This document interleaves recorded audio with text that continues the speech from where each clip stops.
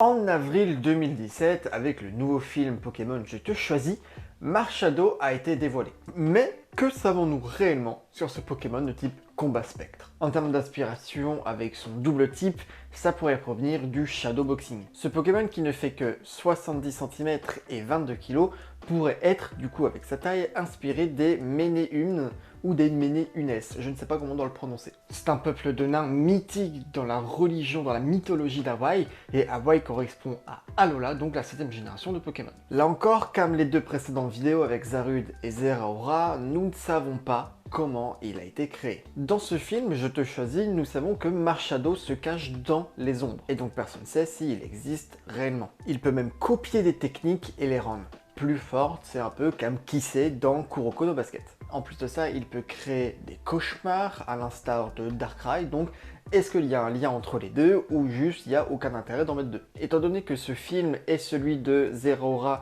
ne sont pas canons à l'animé, on peut supposer que dans cet univers-là, puisque c'est un autre univers, le fait Darkrai n'existe pas et c'est Marshadow qui provoque les cauchemars. Cela s'expliquerait s'il y avait un opposé à Marshadow comme Darkrai et Cresselia. Là, je pense juste que Marshadow, il sert à rien. Là, j'avoue que ce Pokémon, je pense qu'il est apprécié parce qu'il est mignon.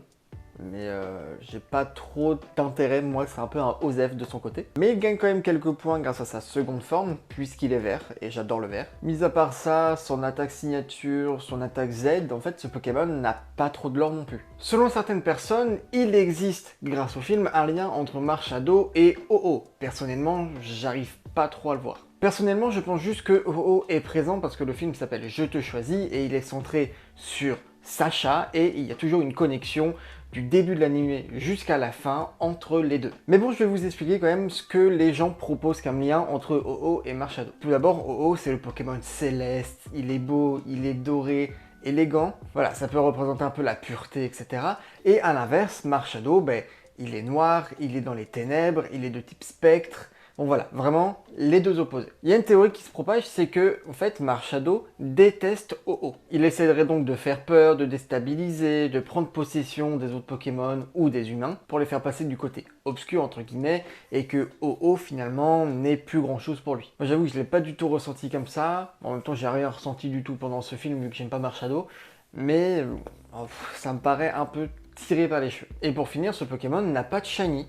Mais c'est l'un des seuls, voire le seul Pokémon qui n'a pas de shiny.